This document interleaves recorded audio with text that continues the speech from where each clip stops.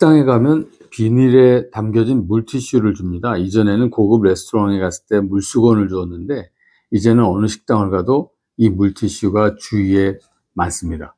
이것도 기술이 발전해서 물수건을 일회용 물티슈로 만들어낸 것입니다. 그런데 더 신기한 것은 아쿠아 티슈라는 것이 있습니다.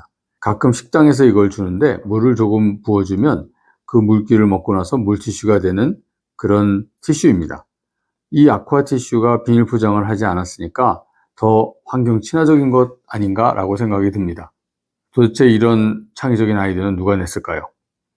10월 2일을 쉬는 날로 만들어서 국내 여행을 다니게 해서 소비가 많아지도록 유도하는 그런 뉴스를 들었습니다. 여러분도 누구나 여행용 가방 한두 개를 가지고 계십니다. 그 여행 가방에는 거의 모두 바퀴가 달려 있습니다.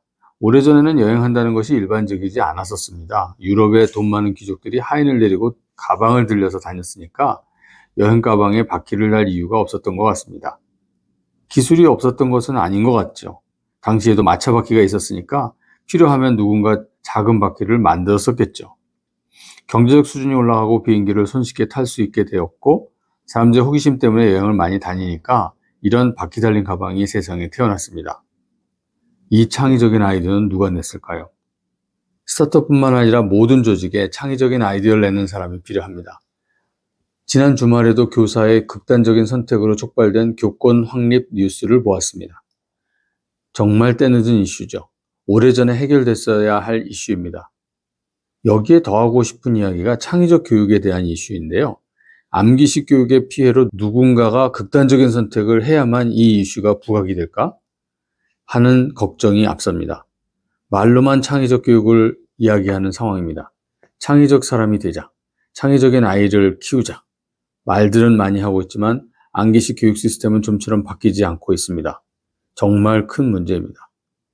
외국의 사례를 하나 이야기해 봅니다. 미국 교수가 발표한 내용으로 미국 산림청의 의견 제안 시스템에 관련된 내용입니다. 업무 개선이나 새로운 아이디어를 반드시 4장짜리 양식에 맞춰서 제출해야 했답니다. 그런데 2,500명이 일하는 한 지구에서 4년 동안 252명만이 제안서를 제출했다고 해서 계산해 보니까 40년마다 한 사람씩 아이디어를 내놓더라는 이야기입니다. 이 문제를 인식하고는 제안 양식을 없애고 간단하게 이메일로 개요만 내라고 시스템을 바꿨는데 이 방법으로 첫 해에 6,000개의 아이디어가 모였답니다. 여러분, 창의적인 사람을 알아보고 채용하고 싶으신가요? 창의적인 사람을 뽑아보겠다는 여러분 회사가 가지고 있는 절차와 방법이 지금까지 누가 해왔던 것을 답습하고 있지 않습니까? 생각하고 있던 어떤 선을 넘어가야 여러분은 창의적인 사람을 만날 수 있습니다. 지금까지의 선을 부인하고 새로운 무언가를 만들기 위해 선을 넘어야 합니다.